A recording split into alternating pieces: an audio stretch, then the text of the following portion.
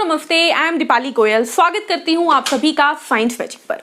तो स्टूडेंट्स, आज की क्लास में हम करेंगे साइंस में बायोलॉजी के most important one liner questions, यानी कि वन लाइनर क्वेश्चन सीरीज जो मैंने आपको बोली थी उस क्वेश्चन की सीरीज को आगे बढ़ाते हुए आज हम पढ़ेंगे जीव विज्ञान के मोस्ट इंपोर्टेंट क्वेश्चन। क्लियर है? तो आई होप आप लोगों को अभी तक जो हम क्वेश्चन कर रहे हैं वो करने में अच्छा लग रहा होगा, समझ में आ रहे होंगे, मजे आ रहे होंगे। क्वेश्चंस रिपीट भी हो रहे हैं बीच बीच में कुछ, तो हो सकता है आप लोग क्वेश्चन को देखकर खुद से भी आंसर दे रहे हो, है ना? राइट? तो आई होप आप लोग प्रैक्टिस साथ साथ में कर रही हैं, रिविजन साथ साथ में कर रही हैं। सिर्फ और सिर्फ क्वेश्चन ही नहीं, आप थ्योरी की भी क्लासेस पढ़ रहे हैं, क्योंकि थ्योरी के बिना क्वेश्चन कोई काम की नहीं है। मैं ट्राई जरूर करती हूँ कि क्वेश्चन में आपको पूरी डिटेल दे दूं, बट इवन देन अगर मैं आपको किसी टॉपिक में ये बोलती हूँ ना कि आप प्लीज जाके इस टॉपिक को देखिए, तो उस टॉपिक को जरूर देखा करो, क्योंकि वो टॉपिक ऐसा होता है जो मैं क्वेश्चन में आपको नहीं समझा सकती इन डिटेल। क्लियर है? नेक्स्टली, कुछ स्टूडेंट्स मुझसे पूछ रहे हैं कि मैम आप जितनी मतलब केमिस्ट्री में ऐसा हो रहा है जनरली, क्योंकि मैंने मोल कंसेप्ट करवा दिया, ठीक है, कोई और टीचर मोल कंसेप्ट नहीं करवाता, क्योंकि स्टूडेंट्स वो आपको समझ में नहीं आएगा करवाने से, और जब आपको समझ में नहीं आएगा तो आप बोलोगे टीचर को समझाना नहीं आता, इसलिए नहीं करवाया जाता। लेकिन मोल कंसेप्ट एक इंपॉर्टेंट टॉपिक है, हाँ थोड़ा सा हाई लेवल है, but we don't know paper में क्या आ जाए, तो हमें एटलीस्ट एक बार गो थ्रू हो जाना चाहिए कि हमें कोई चीज ऐसी ना लगे कि ये मैंने देखा ही नहीं हुआ। ठीक है? यानी कि मतलब ऐसा होता है ना, हम एग्जाम देख रहे हैं, कोई चीज ऐसी आई जो हमने कभी पढ़ी ही नहीं, तो हम डर जाते हैं, और एग्जाम में डरना बहुत खतरनाक हो सकता है जो आपको आता है उसके लिए। तो आपको ध्यान रखना है कि आप एक बार गो थ्रू सब चीजों के साथ हो जाओ। ठीक है? अगर आप लोग साइंस के लिए नए हो तो आप सिर्फ और सिर्फ क्वेश्चन सीरीज करो। ठीक है? 2015 से 21 की एक मैराथन क्लास आएगी, डेफिनेटली आएगी। उस मैराथन क्लास में 2015 से लेकर 2021 तक जितने भी हरियाणा के एग्जाम्स हुए हैं, उसमें जितनी भी साइंस हुई है, वो सारे क्वेश्चन एक ही क्लास में कंप्लीट करवा दूंगी। वो आएगी, लेकिन उसके लिए आपको वेट करना होगा। उससे पहले आपको सारी बाकी क्वेश्चन सीरीज कंप्लीट करनी होगी। ठीक है? क्योंकि मैं चाहती हूं आप जब वो वाली क्वेश्चन सीरीज करो तो आपको ऐसा लगे कि यार ये सारे क्वेश्चन तो मुझे आते हैं, और अगर ऐसा हुआ कि आपको वो क्वेश्चन आते हुए, इसका मतलब है आपकी साइंस की तैयारी अच्छी है। क्लियर है? तो वो क्वेश्चन सीरीज मैं बिल्कुल लास्ट में दूंगी, एग्जाम के आसपास के दिनों में दूंगी। ठीक है? उसका आपको पीडीएफ भी दूंगी मैं, बट फिलहाल के लिए हम क्या कर रहे हैं, हम कर रहे हैं वन लाइनर क्वेश्चन सीरीज, और इसके बाद करेंगे हम टॉपिक वाइज क्वेश्चन सीरीज। ठीक है? टॉपिक वाइज का क्या मतलब है स्टूडेंट्स, मैं जानती हूँ बहुत से आप लोग ऐसे हैं जिन्हें टॉपिक पढ़ने में कोई इंटरेस्ट नहीं। आप कहते हो टॉपिक बहुत बोरिंग लगता है ना, टॉपिक को क्यों पढ़े हम?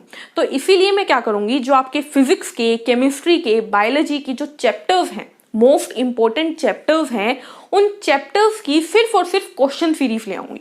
जैसे कि फिजिक्स का पहला चैप्टर है मात्रक एवं विमा, वो चैप्टर मैं पहले करवा चुकी हूँ। ठीक है? चैप्टर दोबारा करवाने का कोई लॉजिक नहीं है, तो मैं उससे रिलेटेड जितने क्वेश्चन हो सकते हैं ना इंपॉर्टेंट, वो सारों की एक सीरीज बना के एक वीडियो आपको दे दूंगी। ठीक है? यानी कि हम क्या करेंगे, हम क्वेश्चन में टॉपिक खत्म कर लेंगे।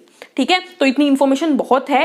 अपनी वीडियो शुरू करते हैं, अपनी क्लास शुरू करते हैं। क्लास का फर्स्ट क्वेश्चन है आज हमारे पास, whooping cough is also known as, काली खांसी को और क्या कहा जाता है? तो स्टूडेंट्स, काली खांसी क्या होती है? जो बुरी तरीके से किसी को खांसी हो जाती है ना, वो होती है काली खांसी। ठीक है? उसके जो गुर्दे नहीं, उसके जो फेफड़े होते हैं, लंग्स होते हैं, वो बुरी तरीके से खराब होने लगते हैं। तो काली खांसी का दूसरा नाम क्या है, आपको याद रखना है। दूसरा नाम है परटूसिस। ठीक है? काली खांसी को परटूसिस के नाम से भी जाना जाता है। ठीक है? और आप लोगों को याद होगा, काली खांसी के लिए एक वैक्सीन, एक टीका लगता है, जिस टीके को बोलते हैं डीपीटी का टीका, यानी कि डिप्थेरिया का टीका, परट्यूसिस यानी काली खांसी का टीका, और टेटनस का टीका। ठीक है? ये है हमारा डीपीटी का टीका, जो कि काली खांसी के लिए लगता है, डिप्थीरिया के लिए लगता है, और टेटनस के लिए लगता है। याद आया?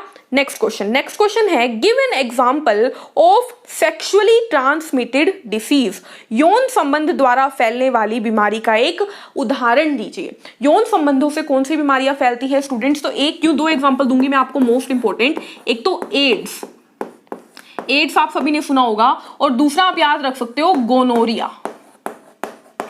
क्या याद रख सकते हो? गोनोरिया।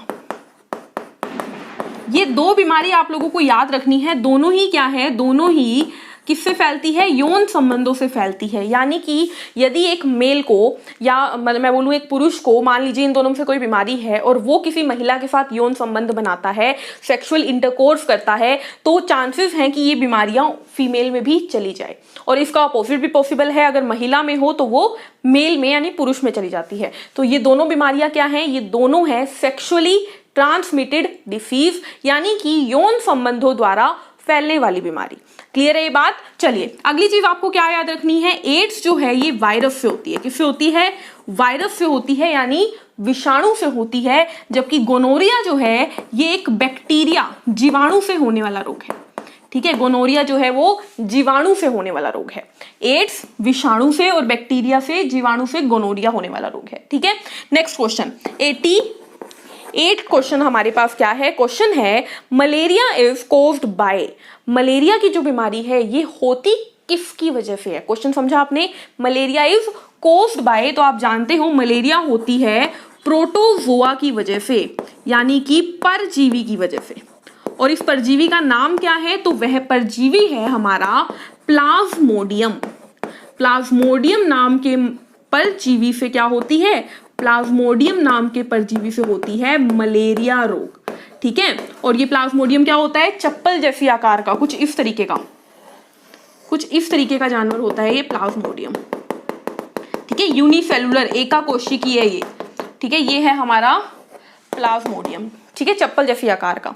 उसके बाद अगर क्वेश्चन आ जाए, देखो मलेरिया करता कौन है? प्लाज्मोडियम। मलेरिया फैलता किससे है? तो आप जानते हैं मादा एनाफिलीज मच्छर। ठीक है, फीमेल एनाफिलीज मॉस्किटो से फैलता है मलेरिया। क्लियर है? Next question, dengue is caused by. अब इसने क्या पूछा है? डेंगू किससे होता है? तो आपको याद रखना है मलेरिया किससे था? परजीवी से, लेकिन डेंगू होता है वायरस से, यानी विषाणु से। और अगर आपसे पूछ लिया जाए डेंगू फैलता किससे है, जैसे मलेरिया फैलता था फीमेल एनाफिलीज मच्छर से, है ना, तो डेंगू किससे फैलता है? आपको याद रखना है एडीज मच्छर। एडीज मच्छर से डेंगू फैलता है। क्लियर है? एडीज मच्छर से डेंगू फैलता है। नेक्स्ट क्वेश्चन आता है क्वेश्चन नंबर 90 हमारे पास क्या है? देखिए, tuberculosis is related to which organ of the body. तपेदिक का रोग हमारे मानव शरीर के कौन से अंग से रिलेटेड है, जुड़ा हुआ है? तो आपको याद रखना है हमारे लंग्स, यानी फेफड़े। तपेदिक एक ऐसा रोग है जिसमें बहुत बुरी तरीके से खांसी हो जाती है, खांसी में खून आने लग जाता है, रक्त आने लग जाता है, तब कहलाता है तपेदिक। और तपेदिक जो है ये बहुत ही ज्यादा डेंजरस बीमारी है और हवा से फैलने वाली, यानी वायु से फैलने वाली एयरबोर्न डिसीज है तपेदिक। क्लियर है? चलिए नेक्स्ट क्वेश्चन देखते हैं। तो नेक्स्ट क्वेश्चन पे चलते हैं। नेक्स्ट क्वेश्चन आएगा क्वेश्चन नंबर 91। देखते हैं क्या क्वेश्चन है। क्वेश्चन है हमारे पास, which vitamin get stored in the body. कौन सा विटामिन मानव शरीर में संग्रहित हो जाता है? तो आप जानते हो हमने विटामिन जो है जब पढ़े थे तो हमने डिस्कस किया था कि विटामिन दो प्रकार से हम विभाजित करते हैं। एक होते हैं वसा में घुलनशील विटामिन, यानी कि फैट सोल्यूबल, जो कि जब भी हम खाते हैं या कहीं से भी हमें मिलते हैं तो वो हमारी बॉडी के फैट में जाके स्टोर हो जाते हैं, वसा में जाके संग्रहित हो जाते हैं। और दूसरे थे वाटर सोल्यूबल विटामिन, यानी कि जो पानी में जाकर घुलते हैं। ठीक है, जो हमारे पसीने और यूरिन से निकल जाते हैं बॉडी से। तो आपसे पूछा है आपकी बॉडी में कौन रहते हैं, तो आपकी बॉडी में क्या रहता है? पसीना और मूत्र, यूरिन रहता है, या फिर आपकी बॉडी में वसा संग्रहित रहता है? आप बोलोगे फैट हमारी बॉडी में रहता है, जबकि यूरिन तो हम रूटीन में ही निकालते हैं, पसीना हमें रूटीन में ही आता है। तो हमारी बॉडी में कौन है? फैट। तो हमारी बॉडी में विटामिन कौन से होंगे? जो फैट सोल्यूबल होंगे। फैट सोल्यूबल विटामिन कौन से हैं? तो वो है हमारे पास विटामिन ए, डी, ई और के। इसको कीड़ा से याद रख सकते हो आप। कीड़ा क्या है? फैट सोल्यूबल विटामिन, जो कि आपकी बॉडी में स्टोर रहते हैं, संग्रहित रहते हैं। जबकि बी और सी विटामिन आपको बार बार लेने पड़ते हैं। क्लियर है? नेक्स्ट क्वेश्चन आपके पास है, vitamin C help in the absorption of which element. जब हम विटामिन सी खाते हैं ना, तो विटामिन सी हमारी बॉडी में किस तत्व के अवशोषण के लिए इस्तेमाल होता है? तो आपको याद रखना है विटामिन सी लोहे का, यानी आयरन का अवशोषण करवाता है मानव शरीर में। क्लियर है? क्वेश्चन आता है the value of which vitamin decreases by heating, यानी कि किसी कौन सा ऐसा विटामिन है जिसको गर्म करने से उसकी वैल्यू, उसकी क्वालिटी खत्म हो जाती है। तो आपको याद रखना है वो है हमारा विटामिन सी, वो है हमारा विटामिन सी जिसकी वैल्यू डिक्रीज हो जाती है जब खाना हम गर्म कर लें। इसीलिए जो नींबू होता है वो खाना बनने के बाद डाला जाता है। ये बात मैंने आपको बहुत बार बताई है। Next question, which vitamin is known as niacin. Niacin किसे कहा जाता है? तो B3 को, B3 को क्या कहा जाता है? नियासिन कहा जाता है। क्लियर है? नियासिन कहा जाता है। नेक्स्ट क्वेश्चन आता है व्हाट इज थायरोक्सिन। थायरोक्सिन क्या है? तो आपको याद रखना है थायरोक्सिन जो है वो थायराइड ग्रंथि का, किसका? थायराइड ग्लैंड का क्या है? एक हार्मोन है जो हमारे गले में थायराइड ग्रंथि पाई जाती है ना, उससे निकलने वाला क्या है? हार्मोन है। कौन? हमारा थायरोक्सिन, जो कि हमारी बॉडी का बेसल मेटाबॉलिक रेट देखता है, BMR चेक करता है, वो है थायरोक्सिन। क्लियर है? Next question, how many hormones are relieved by pancreas. हमारा जो पेनक्रियाज है, अग्नाशय है, उसके द्वारा कितने हार्मोन निकलते हैं? तो आपको याद रखना है हमारे पेनक्रियाज से निकलते हैं 3 हार्मोन। कौन कौन से? तो वो है, पहला है हमारा इंसुलिन, पहला है हमारा इंसुलिन जो कि बहुत इंपॉर्टेंट है हमारी बॉडी के लिए। दूसरा है ग्लूकागन, क्या है? ग्लूकागन। और तीसरा है हमारे पास सोमैटोस्टैटिन, क्या है? सोमैटोस्टैटिन। तो हमारी बॉडी में जो हमारा अग्नाशय है उससे कितने हार्मोन निकलते हैं? 3 निकलते हैं। कौन कौन से? हमारा इंसुलिन, ग्लूकागन, सोमैटोस्टैटिन। क्लियर है? Next question 97, insulin was discovered by. Insulin की खोज किसने की? तो आपको याद रखना है इंसुलिन की खोज की थी स्टूडेंट्स 2 साइंटिस्ट ने, जिनका नाम था, एक का नाम था बेंटिंग और एक का नाम था बेस्ट। किसने खोज की थी? बेंटिंग और बेस्ट ने खोज की थी। और अगर क्वेश्चन आ जाए पहली बार इंसुलिन किस में खोजा गया, तो आपको याद रखना है डॉग में, कुत्ते के अग्नाशय में पहली बार इंसुलिन खोजा गया था। क्लियर है? नेक्स्ट क्वेश्चन आता है question number 98, what is ADH। ADH क्या है? तो आपको याद रखना है ADH होता है स्टूडेंट्स एंटी डाईयूरेटिक हार्मोन। ठीक है? ADH क्या है? Anti diuretic hormone. अब ये हार्मोन क्या कार्य करता है? तो आपको याद रखना है, देखिए हमारी बॉडी में पानी का बैलेंस, पानी का संतुलन करता है ये ADH। यानी जब पानी ज्यादा हो जाता है तो ज्यादा यूरिन आना। क्यों आता है? ADH की वजह से। पानी कम हो जाता है, यूरिन कम आना, ADH की वजह से। अब एक और नई जानकारी क्या है, जो शराबी होते हैं उनमें क्या हो जाता है? उनको बार बार यूरिन आता है। ऐसा क्यों? देखो शराबियों की क्या होता है, शराबियों में जो ADH है ना वो कमजोर पड़ जाता है। अब ADH कमजोर हो गया तो उनका पानी का संतुलन कौन करेगा? जिस वजह से उनकी बॉडी से ज्यादा यूरिनेशन होती है, यानी वो ज्यादा बार बार उनके मूत्र आता है, यूरिन आता है, जिस वजह से उनकी बॉडी में पानी की कमी हो जाती है और उसे कहते हैं डिहाइड्रेशन, यानी कि पानी की कमी होना बॉडी के अंदर। क्यों? क्योंकि उनका ADH कमजोर है। क्लियर है? नेक्स्ट क्वेश्चन, क्वेश्चन नंबर 99 हमारे पास क्या है, देखिए which hormone is known as emergency hormone. आपातकालीन हार्मोन कौन सा है? तो आपातकालीन हार्मोन है हमारे पास एड्रीनलिन। क्या है? एड्रीनलिन हार्मोन जो है वो क्या है? आपातकालीन हार्मोन, जो कि किससे निकलता है? हमारी एड्रीनल ग्रंथि से निकलता है। एड्रीनल ग्लैंड, अधिवृक्क ग्रंथि से निकलता है। अब ये अधिवृक्क ग्रंथि कहाँ होती है? तो नाम देखो क्या है? अधिवृक्क, यानी ये वृक्क के गुर्दे के ऊपर होती है। वृक्क यानी गुर्दा, किडनी, किडनी के ऊपर होती है। ये हमारी किडनी है और किडनी के ऊपर होती है ये एड्रीनल ग्लैंड, अधिवृक्क ग्रंथि। ठीक है, नेक्स्ट क्वेश्चन, क्वेश्चन नंबर 100 है, which chemical is use to control the growth of algae. जब कहीं पर शैवाल, हिंदी में पढ़ देती हूँ, शैवाल की वृद्धि को रोकने के लिए कौन सा रसायन इस्तेमाल किया जाता है। तो शैवाल जब कहीं पे बहुत ज्यादा उगने लगे ना, तो वहां पर कॉपर डाल दिया जाता है। क्या डाल दिया जाता है? कॉपर डाल दिया जाता है। ठीक है, तो कॉपर क्या है? कॉपर है वह तत्व जो कि शैवाल की वृद्धि को रोकता है। क्लियर है? Next question, name the disease caused by virus. विषाणु से होने वाली डिसीज बताओ। तो विषाणु से होने वाली कोई एक डिसीज बता दो भाई।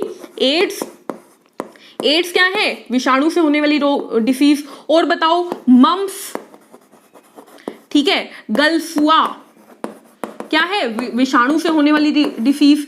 कोल्ड, जो जुकाम खांसी होता है, विषाणु से होने वाली डिसीज। ठीक है, याद है छोटे डीएम का खास चैप्टर, ये हमारी ट्रिक थी। छोटे डीएम का खास चैप्टर, ये क्या थी? विषाणु से होने वाली रोगों की डिसीज की ट्रिक थी। ठीक है, अगर याद नहीं आई तो वायरस डिसीजेस को पढ़ के आओ, बहुत इंपॉर्टेंट टॉपिक है। अभी बताऊंगी तो मुझे लगता है कि 15 मिनट उसी में लग जाएगी। ठीक है, इसीलिए बस इतना याद रखो, विषाणु से होने वाली डिसीज क्या है? छोटे डीएम का खास चैप्टर। ये ट्रिक आपको कैसे याद करनी है ये देखने के लिए आप वायरस डिसीज की वीडियो देखिए। नेक्स्ट क्वेश्चन आता है, question number 102, name the disease caused by protozoa. परजीवी से होने वाले रोग बताओ। तो मम्मी पापा काम पर सोते हैं, ये क्या था? परजीवी से होने वाला रोग। जैसे कि मलेरिया है हमारा, ठीक है, हमारा और क्या है? सोते, स्लीपिंग सिकनेस है। ठीक है, निद्रा रोग बोलते हैं जिसे हम। ठीक है, निद्रा रोग। और क्या है हमारा? काला आजार। ठीक है, जो लिचमनिया डोनोवानी से होता है, याद रखना है। नेक्स्ट क्वेश्चन, क्वेश्चन नंबर 103, इसकी भी ट्रिक समझिए, आपको प्रोटोजोआ वीडियो में मिलेगी। नेक्स्ट आता है question number 103, name the disease caused by bacteria. जीवाणु से होने वाले रोग बताओ। तो जीवाणु से हमारा डिप्थेरिया होता है, ठीक है, हमारा टेटनस होता है, हमारा गोनोरिया होता है। ठीक है, इसकी ट्रिक भी आप देख सकते हैं। 3 प्लास्टिक की बोतल दीप्ति मोनिका 1000 रुपए में लाई। कोलेरा, हैजा, यानी कि ये सारे क्या हैं? ये है हमारे जीवाणु से होने वाले रोग। तो इसकी ट्रिक देखने के लिए भी बैक्टीरियल डिसीज देखो। और next question, question number 104, name the disease caused by fungi. कवक से होने वाले रोग बताओ। तो कवक से कौन होते हैं? तो भाई हमारे पास इसकी भी ट्रिक थी, गंजा दामाद खाए फ्रूट, यानी कि गंजापन। गंजापन यानी जो बाल्डनेस आ जाती है, जगह जगह के बाल उड़ जाते हैं। ठीक है, एथलीट फुट,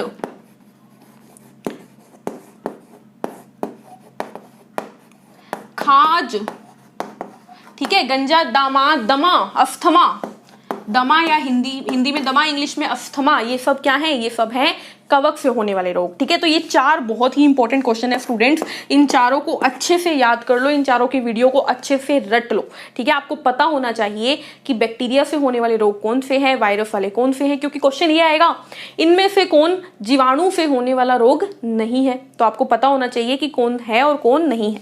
क्लियर है?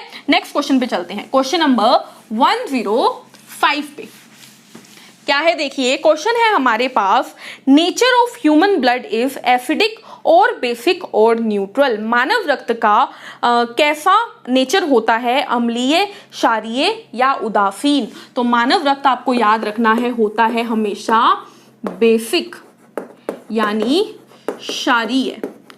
ठीक है, नेक्स्ट क्वेश्चन 106, क्योंकि मानव रक्त जो होता है उसमें नमक होता है थोड़ा ज्यादा।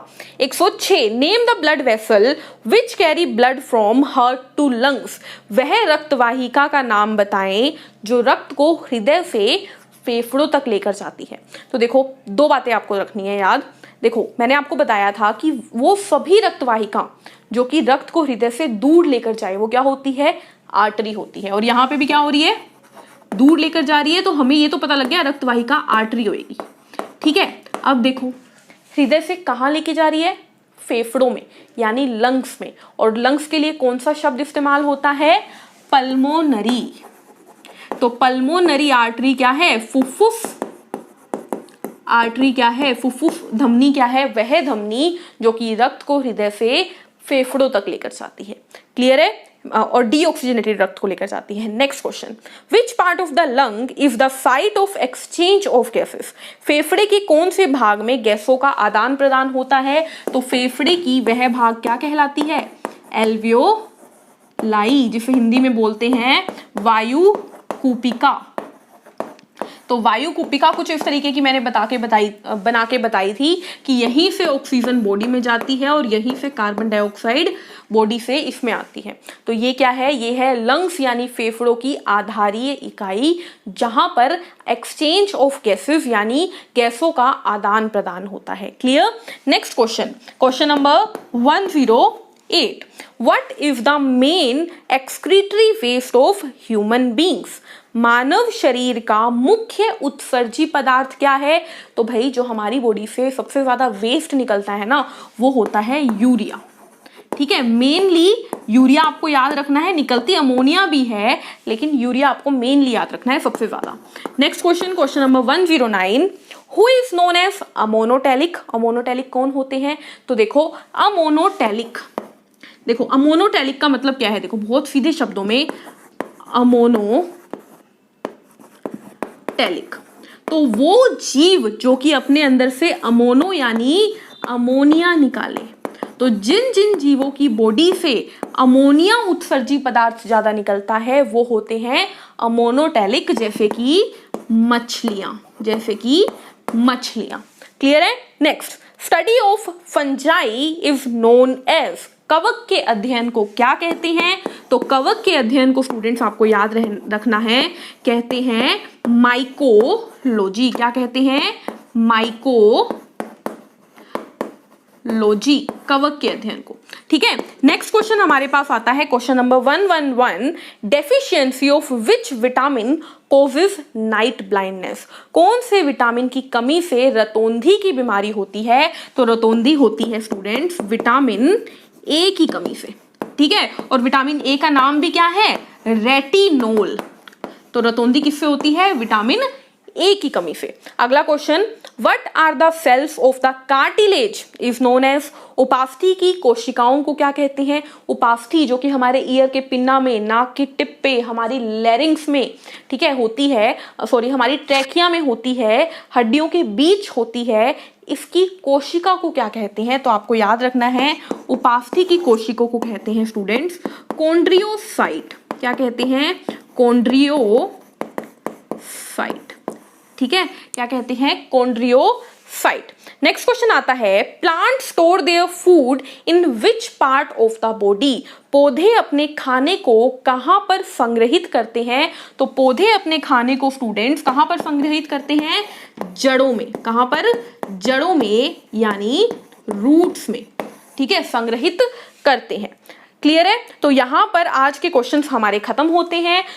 बायो की 1 लाइनर सीरीज में बोल सकती हूँ एक बार के लिए हम खत्म करेंगे, इसके बाद केमिस्ट्री फिजिक्स खत्म करेंगे, फिर टॉपिक वाइज सीरीज लाएंगे। तो आज की क्लास में बस इतना ही, मिलेंगे नेक्स्ट क्लास में, तब तक के लिए पढ़ते रहिए, चैनल को लाइक करो, शेयर करो, सब्सक्राइब करो। Take care, thank you, bye bye.